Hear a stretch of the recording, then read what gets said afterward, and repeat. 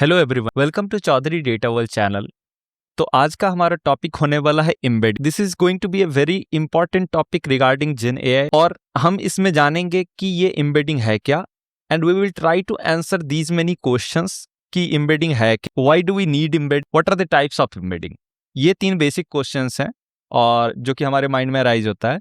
Then related to embedding there are few terms like token, vector and dimension. इसको हम explore करेंगे कि ये क्या है। Then what exactly, where exactly embedding used in Gen AI, and how we can embed using a Mistral AI, you can say model, जिससे कि हम समझेंगे कि हम embed कर कैसे सकते हैं in real time। तो ये सारा क्वेश्चन का आंसर हमें मिलने वाला है। That means we will be getting much more aware about embedding, or we will explore more about embed। So let's get started with the video। तो सबसे पहले हम अभी समझेंगे कि what is embedding and why do we need embedding. Embedding है क्या? तो जब भी आप प्रॉम्प्ट डालते हो, computer doesn't that contextual format, मतलब जो हम प्रॉम्प्ट डालते हैं that definitely in textual format, लेकिन हमारा कंप्यूटर या मशीन उस फॉर्मेट को नहीं समझता है।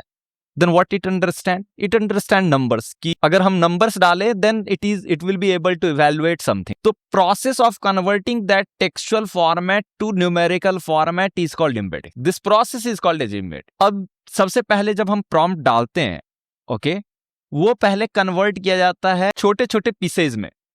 Just for example, what is capital city of India, इसमें व्हाट एक पीस हो गया, इज एक अनदर पीस हो गया, कैपिटल अनदर पीस हो गया, like similarly city then of then India. अब इसमें होता क्या है कि ये सारे के सारे जो स्मॉल पीसेज हैं, इसको हम कहते हैं token. Now this token is getting converted to a numerical array. उसी पर्टिकुलर प्रोसेस को हम एम्बेडिंग प्रोसेस कहते हैं, और जो वो हमारा न्यूमेरिकल एरे जो क्रिएट हुआ, that is called as vector. I think it's getting you are getting confuse, so let me just write it down, then we will get more clear. तो हमारे पास जैसे प्रॉम्प्ट है, हमने एक प्रॉम्प्ट डाला that is what is capital city of India. अब क्या होगा, ये डिफरेंट टोकन्स में पहले इसे टुकड़ों में बांटा जाएगा। दैट मीन्स कि सबसे पहले इस टाइप से कुछ हो जाएगा। I will write it down again. I will,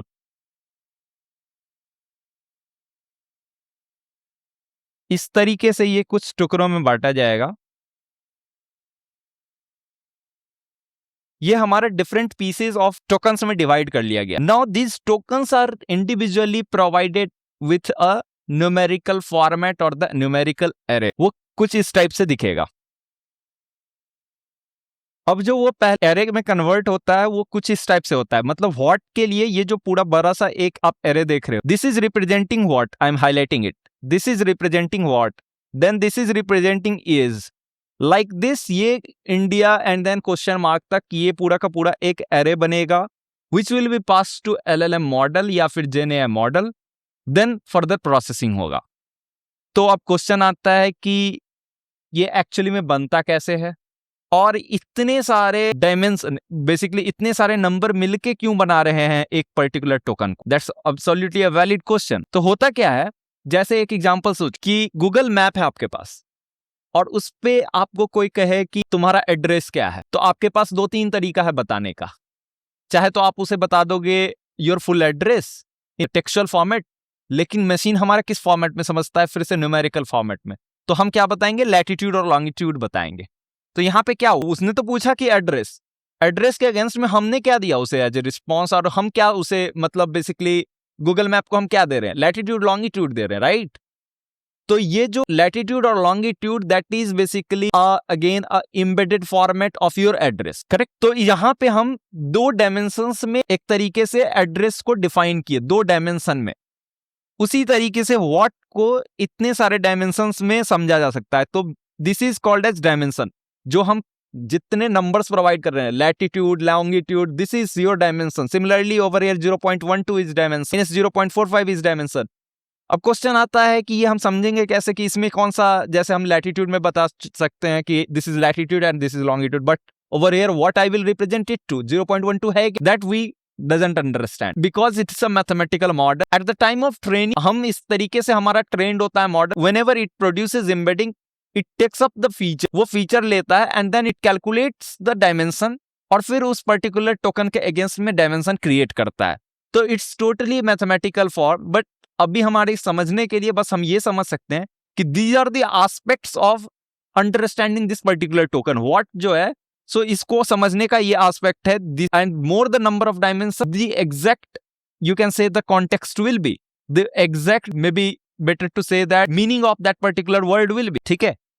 तो I hope you got an understanding of कि token क्या है, vector क्या है, and then dimension क्या है, and what is embedding, why do we need embedding. Now we will come to this part कि what are the types of embedding actually, okay? तो हमारे पास जो embedding के types होते हैं basically these are the minute types of embedding जिसमें कि सबसे पहले आता है कैरेक्टर इम्बेड। जब भी हम एक पर्टिकुलर कैरेक्टर और लेटर को इम्बेड करते हैं that is called as character embedding. It's very simple. Word embedding में जहां पे हम कैरेक्टर कर रहे थे, अब हम अगर वर्ड को इम्बेड करेंगे देन इट्स वर्ड इम्बेडिंग। तो ये क्या था हमारा, what is capital city of India, this was word embedding actually, मतलब हम यहाँ पे वर्ड टू वर्ड को इम्बेड कर रहे थे, राइट। अब हमारे पास आता है टोकन इम्बेडिंग। टोकन में क्या होता है कि इस पर्टिकुलर वर्ड को भी कभी कभार ना उसको तोड़ दिया जाता है, that you basically don't divide that up, it's the model which will perform on behalf of you, तो उसको हम टोकन एम्बेडिंग कहते हैं। सेंटेंस एम्बेडिंग में क्या होगा कि पूरा का पूरा एक सेंटेंस को ही एक पर्टिकुलर वेक्टर प्रोवाइड कर दिया जाता है। जैसे ये हमारा वेक्टर है, राइट, ये एक हमारा वेक्टर कुछ इस टाइप से है, ये पर्टिकुलर वेक्टर हमारा रिप्रेजेंट करेगा एक सेंटेंस को। whenever this happens it is called as sentence embedding। Document embedding में क्या होगा, पूरा का पूरा एक पैराग्राफ हो सकता है और फुल आर्टिकल और पैराग्राफ को हम एक एम्बेड प्रोवाइड कर देते हैं, तो वो हमारा क्या कह सकते हो कि वो एक एम्बेडिंग हो गया, मतलब वो डॉक्यूमेंट एम्बेडिंग हो गया। Similarly for if we are converting image to an embed to a vector, that process is called as image embedding. Similarly for audio, video, and then comes multi model embedding. Multi model में क्या होता है कि हम एक photo देते हैं मान लो कैट का, और हम वहां पे वर्ड भी लिखते हैं कैट, क्योंकि हम करते हैं कई बार, राइट, प्रॉम्प्ट में कि हम एक स्नैपशॉट दे दिए और स्नैपशॉट के बारे में कुछ लिख दिए। अब क्या होगा कि मॉडल उसे कैसे समझेगा कि वो पूरा snapshot and your context whatever you are providing about that snapshot will be embedded and will be provided a similar vector, so that model हमारा समझ सके कि ये स्नैपशॉट और ये वो जो भी हमारा कॉन्टेक्स्ट दिया गया है, these are similar things, okay. तो कैट का इमेज होगा और कैट जो वर्ड होगा वो those will be provided similar vector, so that at the time of producing the output or producing the response, those both two things can come closer, और similarity उसका close हो। अब ये similarity and all क्या है, that's a different completely a different story, but this is what the multi model embedding is। मतलब यहाँ पे एक तरीके का हाइब्रिड हो गया, मतलब यहाँ पे एक टेक्स्ट भी आ गया और यहाँ पे यहाँ पे एक इमेज भी आ गया और यहाँ पे एक टेक्स्ट भी आ गया। तो जब हम इन दोनों को लेकर के हम जब एम्बेड प्रोड्यूस किए, that's basically called as multi-modal embedding। ये था हमारा minute level of embedding type। अब इसको हम कैटेगराइज करते हैं दो मेजर टाइप में। दो मेजर टाइप होता है, एक होता है स्टैटिक एम्बेडिंग और एक कॉन्टेक्सचुअल एम्बेडिंग। जो हमारा ये कैरेक्टर, वर्ड और टोकन एंड ऑल, ये जितने भी हम देखे, राइट, कह सकते हो टोकन एम्बेडिंग, दीज आर और better to say character and word both are basically your static embedding.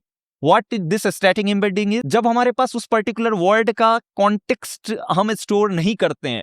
अगर मान लो हम बात करते हैं रिवर बैंक का, मतलब जो रिवर साइड में जो वर्ड यूज होता है बैंक, रिवर बैंक का, और एक फाइनेंशियल बैंक का, यहाँ पे जब भी हम बैंक वेक्टर क्रिएट करेंगे तो वो बेसिकली हमारा इंडिविजुअल वेक्टर होगा। मतलब हम नहीं पकड़ सकते उसे कि ये रिवर का बैंक के बारे में बात किया जा रहा है या यहाँ पे हमारे फाइनेंशियल बैंक के बारे में बात किया जा रहा है।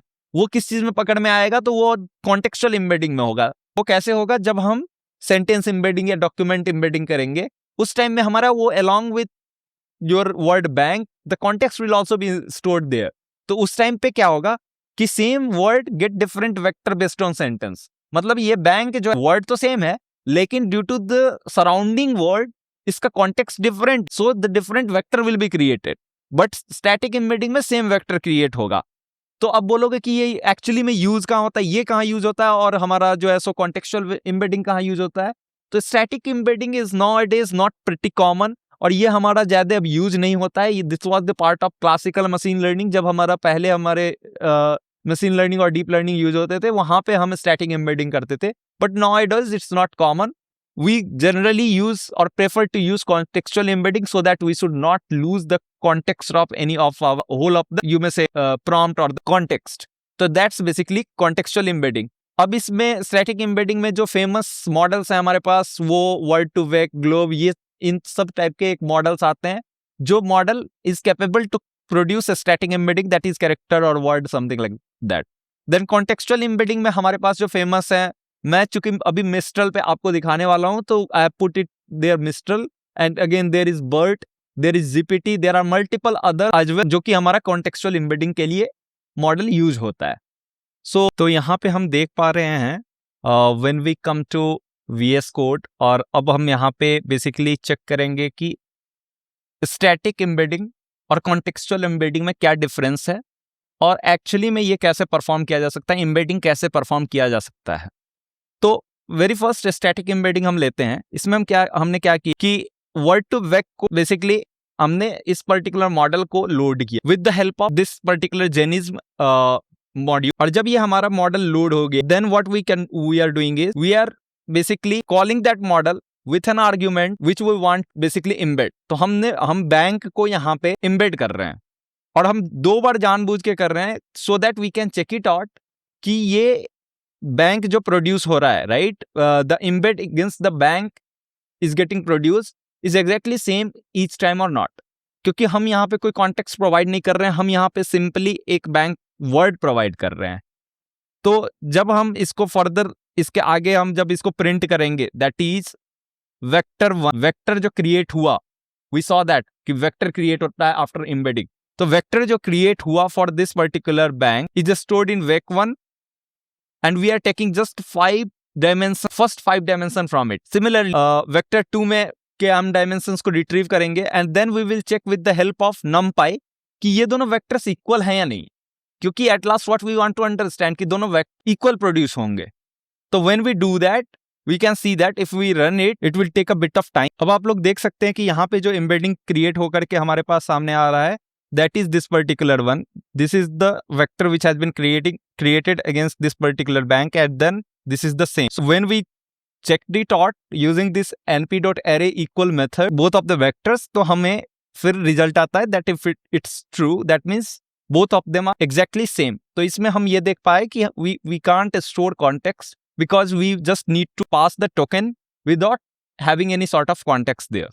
Okay. तो ये इस तरीके से हमारा स्टैटिक एम्बेडिंग काम करता है, and this is how we can use word2vec. Now we will see contextual embedding with the help of Mistral model किस तरीके से काम करता है, and how we can take, मतलब हम किस तरीके से उसको यूज में ले सकते हैं। So let's see now. सबसे पहले हम इसमें ये रिक्वायर्ड लाइब्रेरीज इंस्टॉल करेंगे, that is pip install mistral AI and नंपाई। Mistral AI basically this will be used for taking out the model, और मिस्ट्रल एपीआई की मैंने अपने ओएस के इन्वायरमेंट में सेव कर रखा है इसका एपीआई की। तो it is retrieving from there itself and it is storing the model into this particular client variable. Okay, इसके बाद हम एक फंक्शन यूज करेंगे which I am going to show you just a moment. हमारे पास अब ये मॉडल है, एक फंक्शन है। सो इसमें हम क्या कर रहे हैं, actually we are using this model Mistral embed. We will be inputting the text that will be taken as the parameter into this function get embedding function, और फिर हम रिटर्न क्या करने वाले हैं, रिस्पॉन्स, मतलब जो भी हमारा रिस्पॉन्स आने वाला है from Mistral embed model dot embedding करके मेथड है, जिसमें कि हमें एक वेक्टर मिलेगा, so that we are going to print it out. Okay. Now apart from this function we are also having another function. Let me take it down. जब हमारे पास ये वेक्टर आ जाएगा, then what we are going to do is we are going to check out the similarity between the vector. जिस तरीके से हम यहाँ पे similarity चेक किए थे with the help of np.array equal कि equal है या नहीं, similarly हम यहाँ पे similarity चेक करने वाले हैं कि इस बार तो ये equal नहीं होने वाला है for sure, क्योंकि ये context based embedding है, इसमें हमारे different vectors create होगा, लेकिन how likely they are same that we are going to see, मतलब वो कितना सिमिलर है those vectors. So that is getting trapped by, or that is getting given by this particular cosine similarity function, जिसमें हम क्या use कर रहे हैं, np.ab, and then this particular function, this is a mathematical function, you need not to bother for this, but you can just check it out so that it will be helpful कि behind the scene काम कैसे होता है for to check out the similarity.